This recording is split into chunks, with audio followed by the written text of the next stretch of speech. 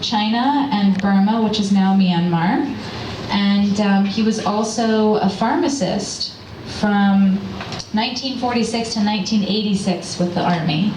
And a few years back, the Patriot Ledger, actually our very own Sue Scheibel, did a wonderful story on Harry and his service. And I just wanted to read you an excerpt from that article because it's a really moving story that Harry shared.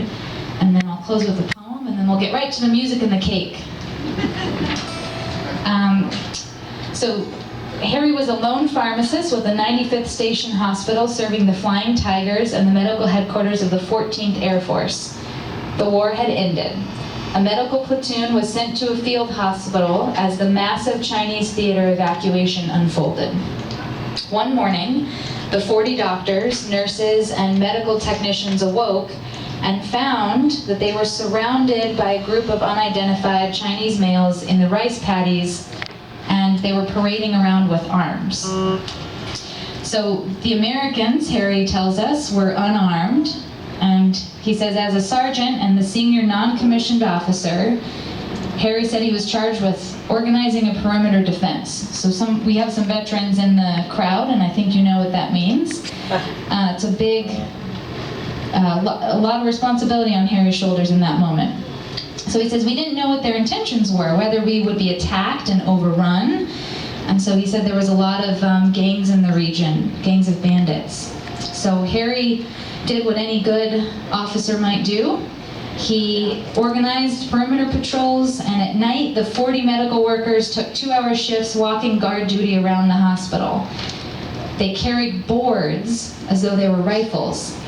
So imagine they are afraid that they may be attacked. They don't have any weapons on them, and they took up boards and made it look as though they were walking around with rifles to protect the perimeter. Incredible. And the nurses. And the nurses. Amazing. So Harry says there was no one to protect us because most of the troops had already gone home. We did a pretty good job of fooling them, but it was the scariest week of my life. So they all survived, thanks to Harry's bravery and quick wit and intelligence. And they arrived right before Thanksgiving. They arrived home in 1945. Pretty remarkable story.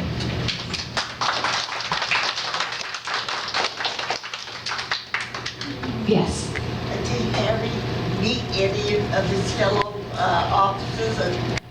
Did Harry meet any of his fellow officers yesterday? That worked with you?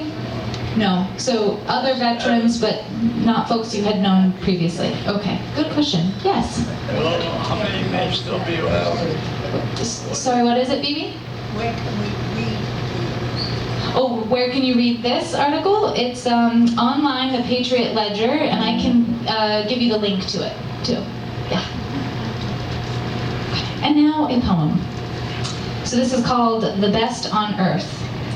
If someone has done military service, they earn the title veteran, and more.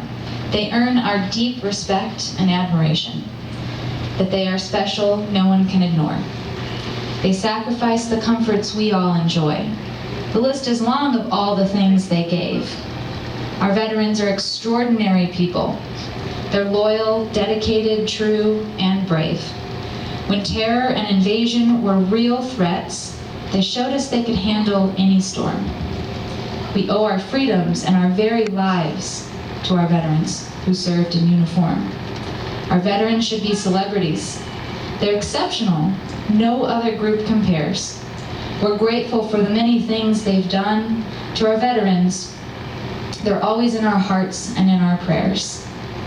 We owe our veterans support and friendship. Let no one ever question what they're worth. These men and women served us and our country. Our veterans, the very best on earth. Thank you, Harry.